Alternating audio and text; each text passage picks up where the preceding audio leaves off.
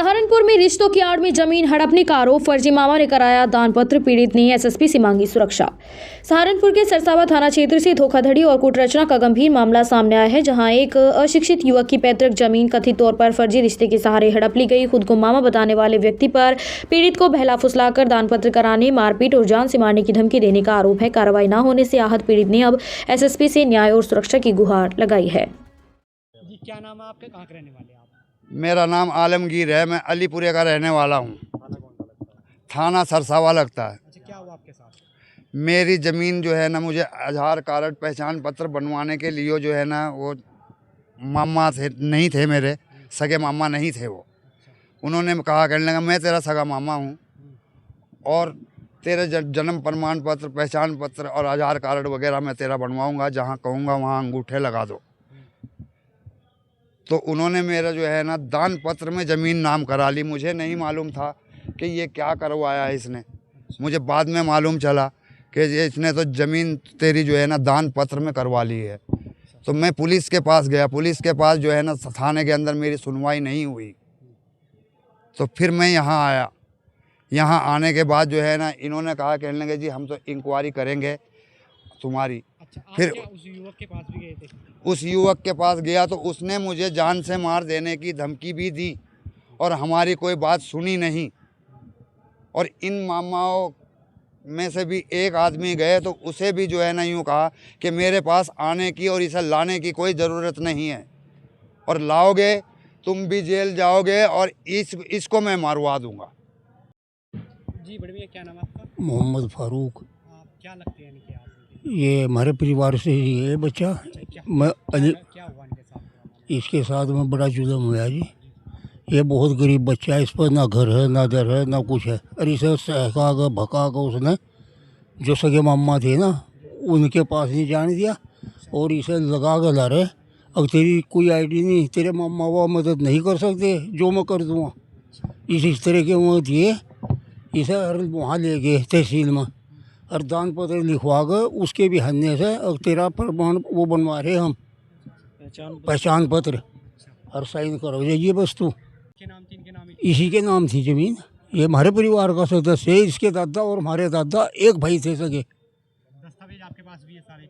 हैं? जमीन के कागज वगैरह सब आपके पास है? हाँ, हमारे भाई सारा कुछ। अच्छा, उसने बैनामा करवा लिया, बस देखो दाखिल खारिज हो जाने दो, फिर देखियो तुम रंग। ये है वो, मतलब बढ़ चढ़ कर बोल रहा, उनसे बोल। धमकियाँ दे रहा? हाँ, धमकियाँ दे रहा, हर बल्कि जान से मारने का खतरा जी इसका बच्चे का। महाराष्ट्र के आटपाड़ी में बैंक में चोरी करने वाला अभियुक्त गिरफ्तार, सोने चांदी के आभूषण बरामद। बदायूं पुलिस को बड़ी सफलता हाथ लगी है। महाराष्ट्र के आटपाड़ी बैंक में खिड़की काटकर प्राइवेट लॉकर से की गई चोरी के मामले में पुलिस ने एक अभियुक्त को गिरफ्तार किया है। आरोपी के कब्जे से चोरी किए गए सोने चांदी के आभूषण बरामद किए गए। मुखबिर की सूचना पर की गई इस कार्रवाई से पुलिस ने बैंक चोरी के मामले का खुलासा किया है। पूरा मामला अलापुर थाना क्षेत्र के गबियाई गांव के पास का बताया जा रहा है। सर, अलापुर थाना क्षेत्र का ये मामला समझ सर, क्या मामला पूरा? इसमें 7 जनवरी को महाराष्ट्र के सांगली जनपद के आटपाड़ी बैंक में लॉकर काट करके लगभग 6 किलो सोना, 30 किलो चांदी और साथ में 4.5 लाख रुपए की चोरी करके लाए थे। इसमें अलापुर पुलिस को एक मुखबिरी सूचना मिली। इनके द्वारा फिर महाराष्ट्र में संपर्क किया गया तो घटना सही पाई गई। इलेक्ट्रॉनिक सर्विलांस के माध्यम से सांगली की टीम और अलापुर की टीम ने इसमें कार्रवाई की, जिसमें एक लोकल का राहुल शर्मा नाम का अभियुक्त था जो इस पूरे केस में सम्मिलित था। कुल 6 लोग यहाँ के थे, 3 लोग जो है वो सांगली महाराष्ट्र के थे। इनमें अभी तक जो कार्रवाई हुई है, इसकी निशानदेही पर 2 बिस्किट बरामद हुए हैं, जिसका वजन 1 किलो 168 ग्राम का है। और इस पर जो टीम लगी थी वो अलापुर एसओ, हमारी सर्विलांस एसओ जी और वहाँ से आए एएसआई पंकज पवार, उनकी टीम लगी हुई थी। ये बहुत ही अच्छी बरामदगी हुई है। इस पर दोनों टीमों के लिए वहाँ के एसपी से बात की गई है। बाकी जो शेष बचे अभियुक्त हैं उन पर भी शीघ्र ही कार्रवाई की जाएगी। युवक की मौत पर हत्या का आरोप, उन्नाव में कब्र से शव निकालकर दोबारा पोस्टमार्टम, डीएम के आदेश। खबर उन्नाव से है, जहां एक युवक की संदिग्ध मौत का मामला एक बार फिर सुर्खियों में है। सदर कोतवाली क्षेत्र में फंदे से लटके मिले एक युवक की मौत की उसकी मां ने आत्महत्या नहीं बल्कि हत्या बताया है। मामले की गंभीरता को देखते हुए जिलाधिकारी के आदेश पर शव को कब्र से बाहर निकालकर दोबारा पोस्टमार्टम कराया जा रहा है।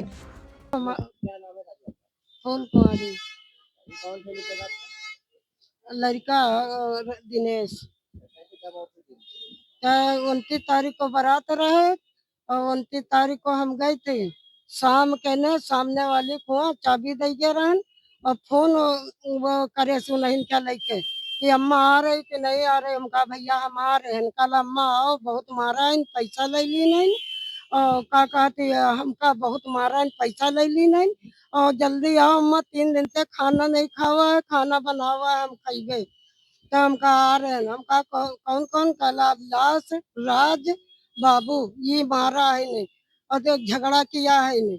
और का कहते तीनों जने मिलके हमका फांसी बल्ली, फांसी चाहिए हमको, सजा मिलना चाहिए। वो घूम रहे हैं हमका खूब रुआवती रहा। हमका रोना हमारे झट दे रहे हुआ ते आन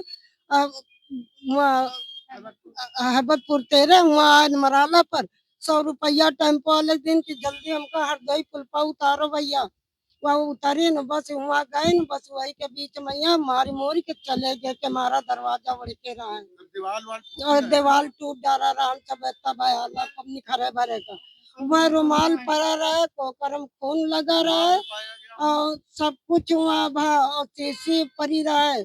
कोई पिया है न, खावा है न, दारू केरी और सब दारी को वहाँ चले गए। और अत्ती रोटी खाना भरी खाती वही सूख धरी रहा वही बिस्तर पर परी रहा। ऐसे वो वहाँ पैबा न करी जहाँ पर फसरी लगावा रहा नहीं, ऐसे बैठा दिन न बैठा हुआ रही और वही मुँह आवा रहा। सब सौंदा मौंदा पड़ा रहा है।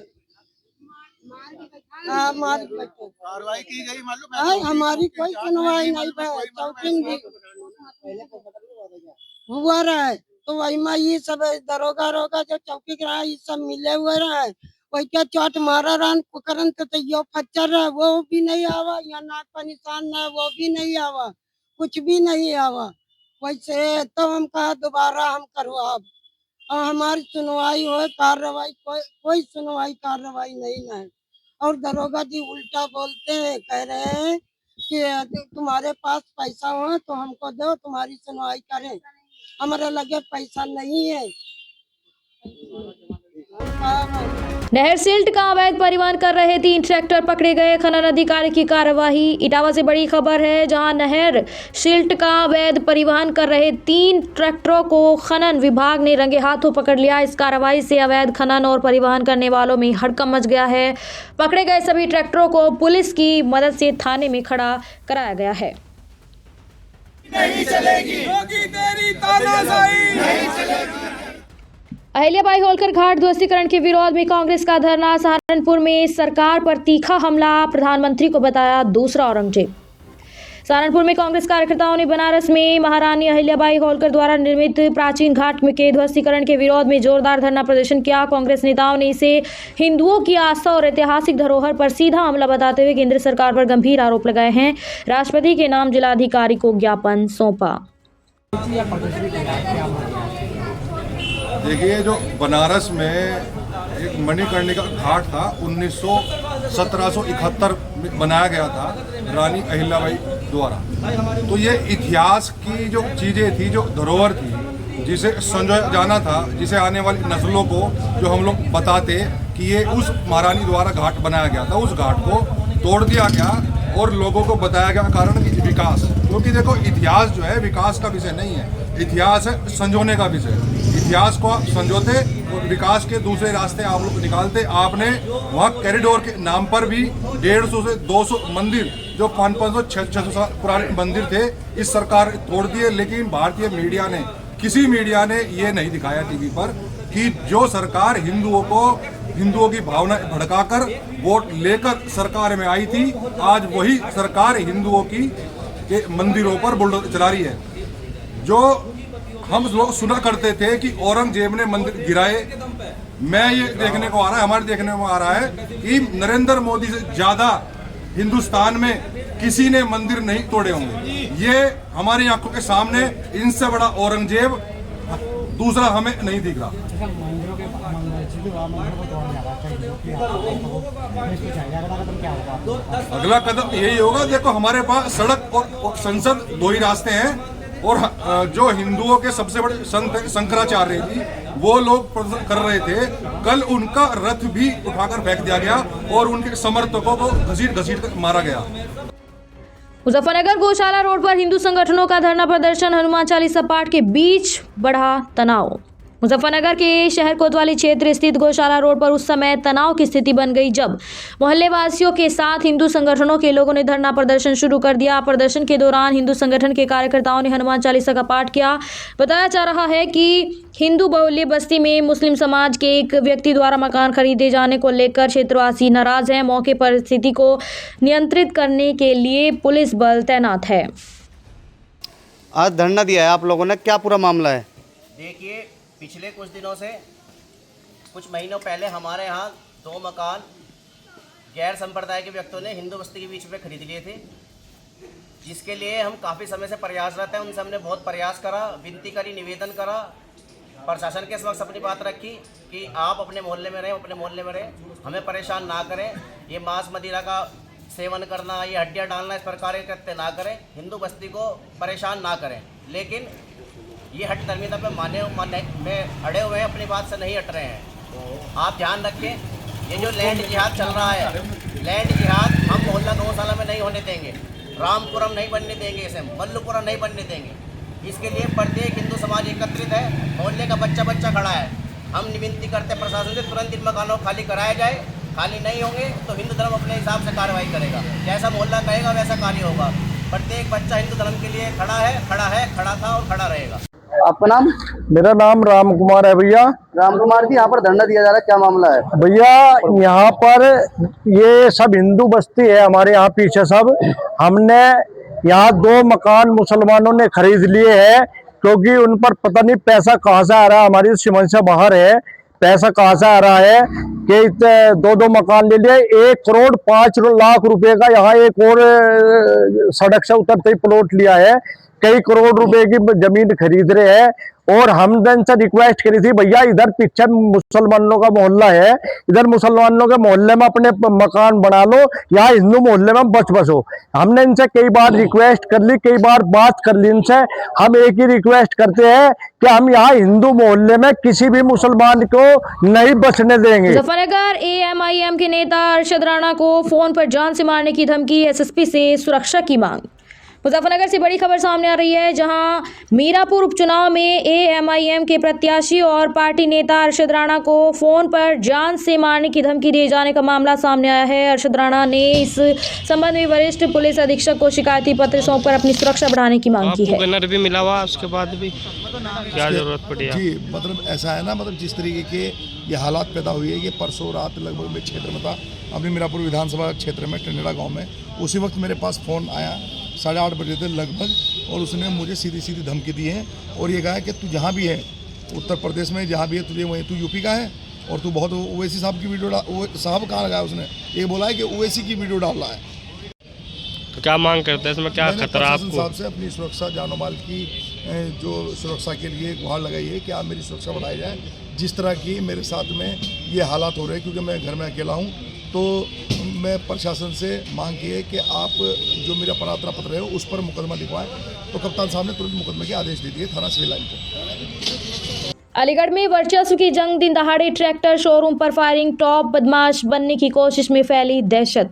अलीगढ़ जिले में अपराधियों के हौसले इस कदर बुलंद हो चुके हैं कि दिन दहाड़े फायरिंग कर दहशत फैलाना अब बदमाशी का नया तरीका बनता जा रहा है। थाना गांधी पार्क इलाके में वर्चस्व की जंग में एक बदमाश युवक ने पहले अपने ही साथी को गोली मारी और फिर ट्रैक्टर एजेंसी के शोरूम पर पहुंचकर मालिक के बेटे को निशाना बनाते हुए 2 राउंड फायरिंग कर सनसनी फैला दी। वारदात का वीडियो सोशल मीडिया पर वायरल है, जबकि पुलिस आरोपी की तलाश में जुटी है।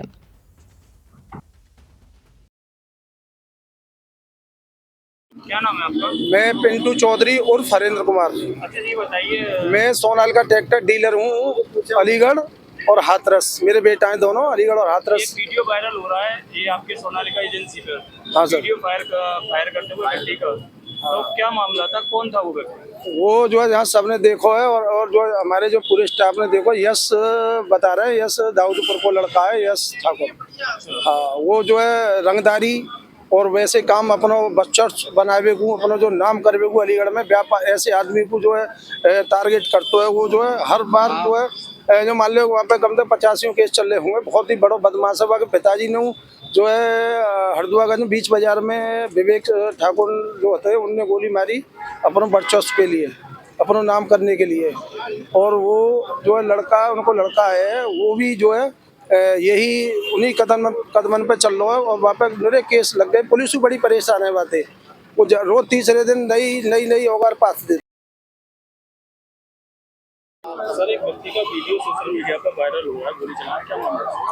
देखिए, यहाँ पे थाना गांधी पार्क क्षेत्र में मुनेर तिरा के आसपास एक व्यक्ति है जो सोनालिका ट्रैक्टर की एक एजेंसी है, वहाँ पे 2 गोलियां हवाई फायर करके वो जो है यहाँ से फरार हुआ है। तो उसी मामले की जैसे ही सूचना मिली, तो सूचना मिलते ही स्थानीय पुलिस द्वारा, सीओ साहब द्वारा, मेरे द्वारा मौका मुआयना करके फील्ड यूनिट को बुलाकर जो आवश्यक साक्ष्य उनका संकलन कर लिया गया। इस व्यक्ति की धरपकड़ हेतु 3 टीमों का गठन कर दिया गया है और जल्दी ही इस व्यक्ति की गिरफ्तारी सुनिश्चित करी जाएगी। और बाकी जो प्राप्त तहरीर अनुसार थाना गांधी पार्क पर इसका मुकदमा भी पंजीकृत किया जा रहा है और आगे की जो विधिक कार्रवाई रहेगी उससे आप सभी को अवगत करवाएं। सर, बताया जा रहा है जो ये व्यक्ति जिसने गोली चलाई है, इसने अभी कलाई में एक एशियन व्यक्ति पर भी फायर किया था। हाँ जी, ऐसा बिल्कुल संज्ञान में आया है कि इसने एक व्यक्ति पे आज सुबह जो है हरदोगंज क्षेत्र में गोली चलाई है। तो उसमें भी हमारी 3 टीमें लगी है और शीघ्र ही इस व्यक्ति की गिरफ्तारी सुनिश्चित कर इस पर कड़ी से कड़ी कार्रवाई सुनिश्चित की जाएगी। एटा में खौफनाक नरसंहार। दिन दहाड़े घर में घुसकर एक ही परिवार के 4 लोगों की बेरहमी से हत्या। उत्तर प्रदेश के एटा जिले से इस वक्त दिल दहला देने वाली सनसनीखेज वारदात सामने आई है। दिन दहाड़े अज्ञात हमलावरों ने घर में घुसकर एक ही परिवार के 4 सदस्यों की बेरहमी से हत्या कर दी है। खौफनाक घटना कोतवाली नगर थाना क्षेत्र के नगला प्रेमी गाँव की है, जहाँ हत्या के बाद पूरे इलाके में दहशत और सन्नाटा पसरा हुआ है। पुलिस और फोरेंसिक टीम मौके पर पहुंचकर हर एंगल से जांच में जुटी हुई है। देवांश रतन, अच्छा, आप कहाँ पे थे? हम अभी स्कूल से आए हैं, 2 बजे हमारी छुट्टी होती है। हाँ। हम वहाँ देख रहे थे, कोई आया नहीं। फिर हाँ। सीधे हम घर पे आए। हाँ। हमने गेट खोला, हमने अंदर गए। हमने आवाज मारी, अम्मा, मम्मी, दीदी, किसी ने आवाज नहीं दी। हम सीधे बैग टांगे थे, हम सीधे ऊपर गए। पंखे की आवाज आ रही थी, हमने पंखे को देखा। हमने सोचा कि ठंड में पंखा कौन चलाता है। हाँ। फिर हमने उधर गए, खून से लटपट पूरा कमरा था। और क्या कहते हैं, अम्मा के दांत वांत टूट गए थे और सिर वो जो हीट होती है उससे हो रहा था। लड़ाई तो होती रहती है आपस में। नहीं तो बेटा, कौन मिले थे आपको घर में जब आप अंदर गए? तब जब हम गए थे अंदर, हमने कोई नहीं आवाज मारी। बाबा तो हमारे तबीयत सही नहीं थी, उसमें दिखाने जाते थे, वो बीमार जाते थे। फिर ऊपर जाके देखो तो 3 लोग वहाँ पर पड़े थे। मम्मी बेड पे थी और दीदी और अम्मा धरती पर लेटी थी और दांत वांत सब टूटे हुए। तो बेटा सबके सब मृत हो गए हैं। और बताते हैं कि अम्मा की सांस अभी भी चल रही है। अच्छा, अम्मा की सांस चल रही है, बता रहे हैं। अच्छा। ये नहीं मालूम सच में चल रही है या नहीं। बेटा किसी से दुश्मनी वगैरह थी?